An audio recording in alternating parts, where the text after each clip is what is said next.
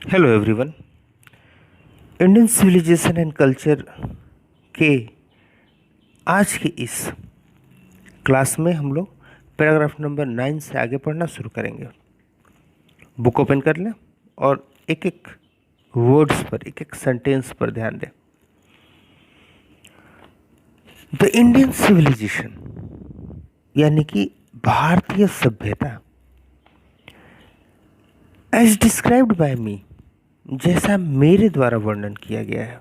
गांधी जी कहते हैं कि जो भारतीय सभ्यता है और इस भारतीय सभ्यता को जैसे मैंने डिस्क्राइब किया है, हैज़ बीन सो डिस्क्राइब्ड, बिल्कुल वैसा ही वर्णन किया गया है बाय इट्स वोटरीज। वोटरी मतलब होता है चाहने वाले, उपासक, पसंद करने वाले। तो भारत को पसंद करने वाले जो भी थे, उन सभी के द्वारा भारत को बिल्कुल वैसे ही वर्णन किया गया है जैसा वर्णन गांधी जी ने किया है। गांधी जी यहाँ इस बात को बताते हैं कि जो खूबियाँ मैं भारत की बता रहा हूँ वो केवल मैं ही नहीं बताता हूँ, बल्कि जो दूसरे लोग हैं, यानी कि भारत के या फिर भारत से बाहर के जो दूसरे लोग हैं, वे सभी लोग इस तरह की खूबियाँ भारत के बारे में बताते हैं।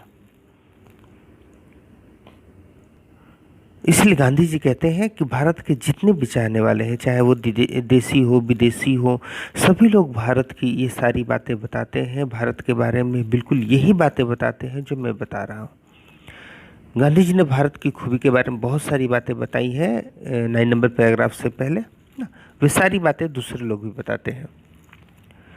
नेक्स्ट सेंटेंस में कहते हैं in no part of the world, यानी कि दुनिया के किसी भी हिस्से में नहीं, अंडर नो सिविलाइजेशन, और किसी भी सभ्यता के अंदर नहीं, have all main attended perfection.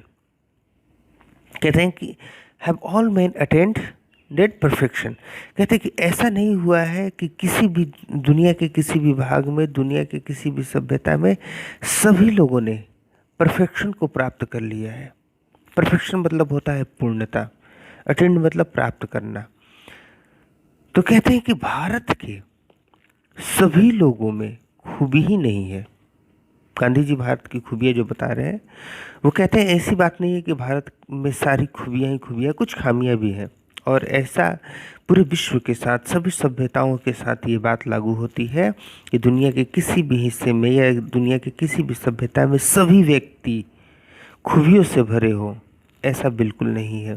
सभी में कुछ ना कुछ खामियां जरूर मौजूद है। तो उसी तरह से भारत में भी कुछ खामियां जरूर है, ऐसा गांधी जी का कहना है। लेकिन ऐसा केवल कहना कि गांधी जी जानबूझ करके भारत की केवल अच्छाई को बता रहे हैं, ऐसी नहीं है। ये सारी बातें दूसरे लोग भी कहते हैं, चाहे वो अपने देशी हो या विदेशी हो। नेक्स्ट सेंटेंस में कहते हैं the tendency of Indian civilization. Tendency मतलब होता है प्रवृत्ति, मनोवृत्ति। The tendency of Indian civilization, भारतीय सभ्यता की प्रवृत्ति है, क्या है? Is to elevate the moral being, कि वो मोरल बीइंग, नैतिक जीवन को बढ़ावा देता है। एलिवेट मतलब होता है बढ़ाना। That of the western civilization, वही जो पश्चिमी सभ्यता है, is to propagate immorality. Propagate मतलब होता है फैलाना, इमोरलिटी मतलब होता है अनैतिकता। वही पश्चिमी सभ्यता की क्या खूबी है, क्या मनोवृत्ति है कि वो अनैतिकता को फैलाता है। तो भारतीय सभ्यता नैतिक जीवन को बढ़ावा देता है, जबकि पश्चिमी सभ्यता अनैतिक जीवन को बढ़ावा देता है। गांधी जी आगे कहते हैं the latter is godless, the former is based on a believe in God. Spelling देखिएगा, LATTER। इस लेटर का मतलब होता है बाद वाला, और इसके बाद एक और वर्ड है फॉर्मर, FORMER। फॉर्मर मतलब होता है पहले वाला। तो क्या कहते हैं, द लेटर इज गॉडलेस, बाद वाला जो है वो गॉडलेस है, भगवान विहीन है। बाद वाली सभ्यता का जो जिक्र किया गया है उसमें भगवान पर विश्वास नहीं है, जबकि फॉर्मर यानी जो पहले वाली सभ्यता है वह भगवान पर विश्वास कर रखता है। अब जरा बात समझिए, यहाँ पर लेटर और फॉर्मर ये दोनों जो है एग्जेक्टिव के शब्द हैं, और इनकी ग्रामेटिकल खूबी क्या होती है कि जब भी किसी दो नाउन्स की जिक्र की जाती है तो इनसे पहले वाले सेंटेंस में पहले प्रयोग किए गए नाउन को दर्शाने के लिए फॉर्मर का प्रयोग किया जाता है, और बाद में प्रयोग किए गए नाउन को दर्शाने के लिए लेटर का प्रयोग किया जाता है। अब इससे पहले वाले सेंटेंस में देखा जाए, इससे पहले वाले सेंटेंस में पहले गांधी जी ने इंडियन सिविलाइजेशन का जिक्र किया है, जबकि बाद में वेस्टर्न सिविलाइजेशन का जिक्र किया है। तो द लेटर इज गॉडलेस, बाद वाली जो सभ्यता है, यानी कि इससे पहले वाले सेंटेंस में बाद में जिस सभ्यता का जिक्र किया गया है, बाद में जिक्र किया गया है वेस्टर्न सभ्यता की, तो कहते हैं कि वेस्टर्न सभ्यता जो है वो गॉडलेस है, उसमें भगवान को बिल्कुल स्थान नहीं दिया गया है। जबकि जो फॉर्मर है, यानी कि जिसका जिक्र पहले किया गया है, यानी कि जो भारतीय सभ्यता है, उस भारतीय सभ्यता में वो भारतीय सभ्यता जो है वो भगवान पर विश्वास रखता है। तो जो हमारी सभ्यता है वो भगवान के विश्वास पर आधारित है, जबकि वेस्टर्न सभ्यता भगवान के विश्वास पर आधारित नहीं है। इससे बाद वाले सेंटेंस पर ध्यान दिया जाए। सो अंडरस्टैंडिंग, इतनी समझदारी, एंड सो बिलीविंग, इतना विश्वास, it behoves every lover of India, तो यह आवश्यक हो जाता है सभी भारतीय देश को चाहने वालों के लिए, to cling to the old Indian civilization, कि वो प्राचीन भारतीय सभ्यता से चिपक जाए। क्लिंग मतलब होता है चिपकना। वो भारतीय जो पुरानी भारतीय सभ्यता है इससे वो बिल्कुल चिपक जाए। Even as a child clings to the mother's breast, बिल्कुल वैसे ही जैसे एक बच्चा अपनी माँ के सीने से चिपक जाता है। गांधी जी भारतवासियों से कहते हैं कि किसी भी स्थिति में अपनी पुरानी सभ्यता को नहीं छोड़ना है। एक बच्चा जैसे अपनी माँ के सीने से चिपक जाता है, बिल्कुल हमें भी अपनी भारतीय सभ्यता से चिपक जाना चाहिए। यह माँ और बच्चे का जिक्र करके एक घनिष्ठ रिलेशन जो है, एक घनिष्ठ संबंध जो है वो दर्शाने की कोशिश कर रहे हैं। जैसे एक माँ का संबंध अपने बच्चे से होता है, बिल्कुल वैसे ही भारत का संबंध जो है इसके देशवासियों, जो भारत माता है वो बिल्कुल हम लोगों के लिए बिल्कुल माँ के समान है। इसलिए हम लोग कहते भी हैं भारत माता। और इस सेंटेंस में बहुत जगह जो है वो भारत के लिए सी शब्द का प्रयोग किया गया है, स्त्रीलिंग के रूप में दर्शाया गया है। 10 नंबर पैराग्राफ में गांधी जी क्या कहते हैं? I am no hater of the west, पश्चिम से मैं नफरत करने वाला नहीं हूँ। हेटर मतलब होता है नफरत करना। तो कहते हैं कि मैं पश्चिम से नफरत करने वाला नहीं हूँ। पश्चिम की सभ्यता के बारे में ये जो बातें बता रहे हैं, कहते हैं उन बातों को सुनकर आप ये न समझे कि मैं पश्चिम से नफरत करने वाला हूँ।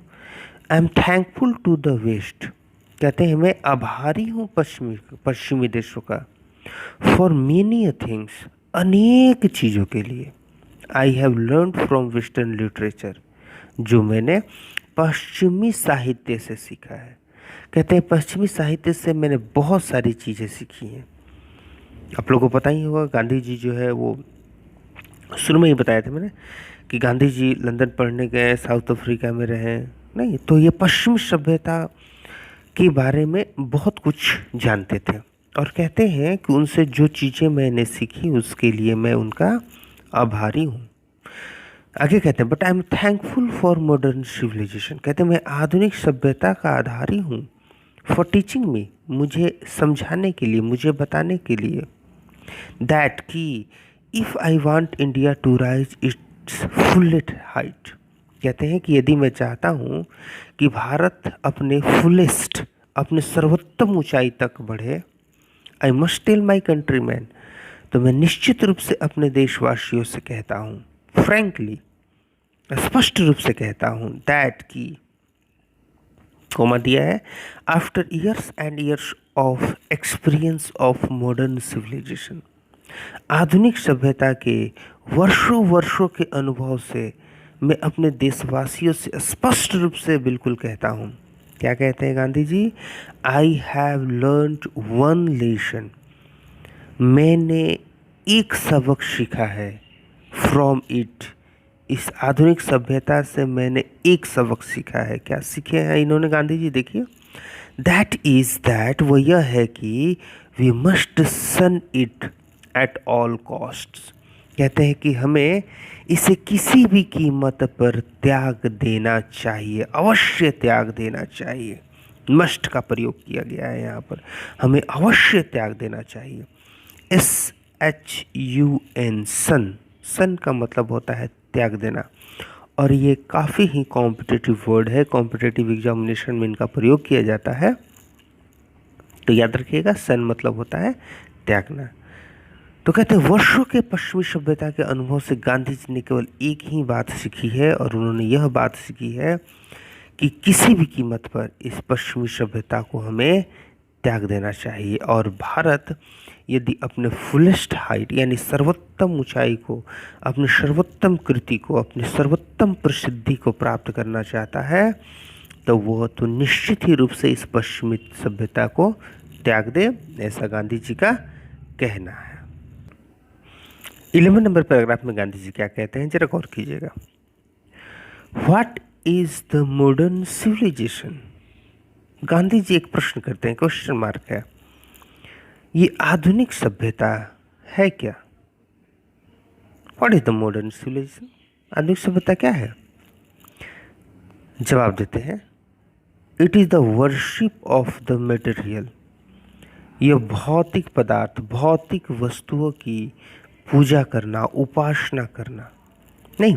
तो कहते हैं it is the worship of the material, भौतिक पदार्थों की पूजा है आधुनिक सभ्यता। पहले भी बताया गया है कि भौतिक पदार्थ का जिक्र यहाँ पर उन सभी वस्तुओं से किया जा रहा है जिनका प्रयोग हम लोग अपने शारीरिक सुख के लिए करते हैं, चाहे वो मोटरसाइकिल हो, कार हो, एसी हो, टीवी हो, जो भी हो, ये सारे जो है वो भौतिक पदार्थ के अंतर्गत आते हैं।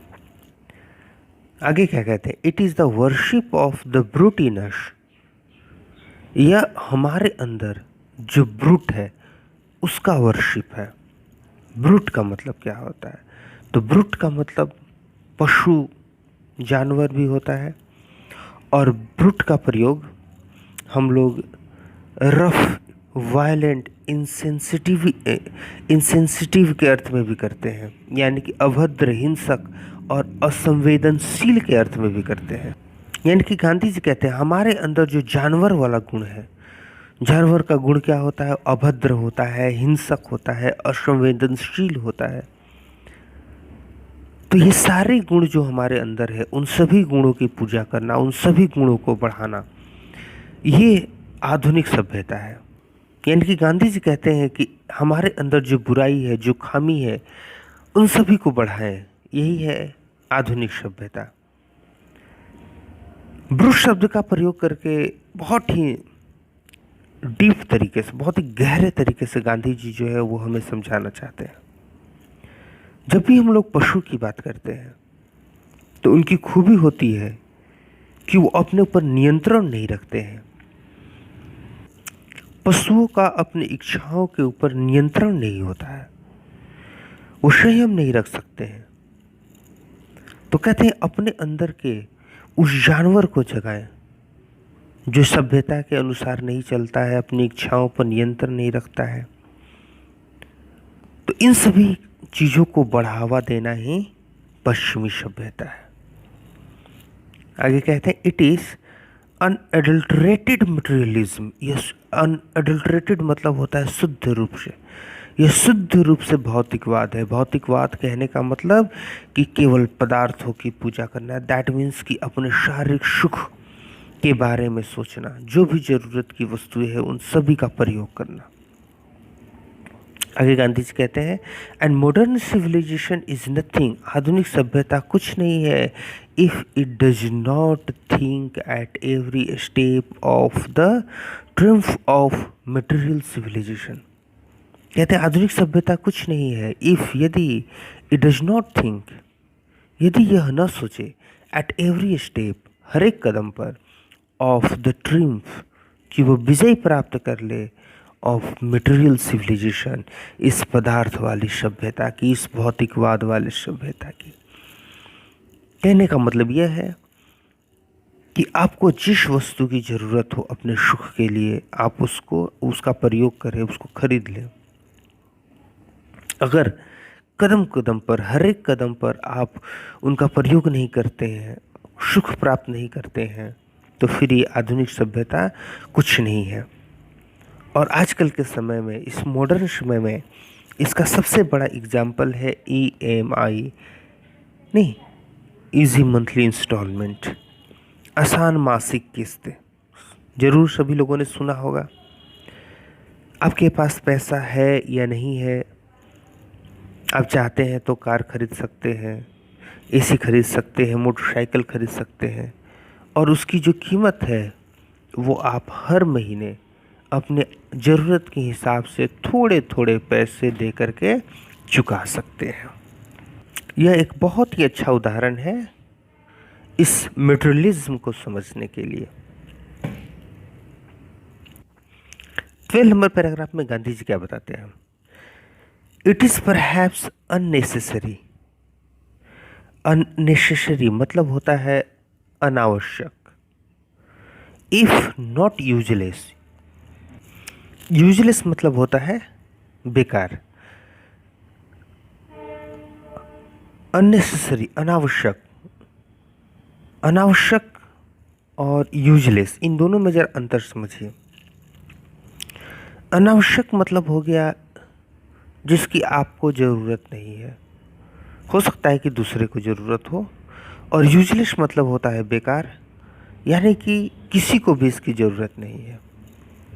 तो गांधी जी कहते हैं it is perhaps unnecessary if not useless. Gandhi ji कहते हैं कि यह बेकार है अगर अनावश्यक, शायद, बिल्कुल, इट इज़ परहैप्स अननेसेसरी, शायद यह अनावश्यक है, इफ़ नॉट यूजलेस, अगर बेकार नहीं है तो। कहते हैं कि जो काम आगे, जो बात आगे बताने जा रहे हैं, यदि वह बेकार नहीं है तो कम से कम अनावश्यक जरूर है। और वो क्या है, to weigh the merits of the two civilization. Weigh मतलब होता है तौलना, मेरिट मतलब होता है योग्यता, और सिविलाइजेशन मतलब सभ्यता। नहीं, तो गांधी जी यहाँ कहते हैं कि दोनों सभ्यताओं की योग्यताओं की तुलना करना, दोनों की योग्यताओं को तौलना अगर बेकार नहीं है तो कम से कम शायद यह अनावश्यक है। कहते हैं ज़रूरत नहीं है कि आप पश्चिमी सभ्यता और भारतीय सभ्यता, इन दोनों की आप तुलना करें, इन दोनों को जो है तौलें।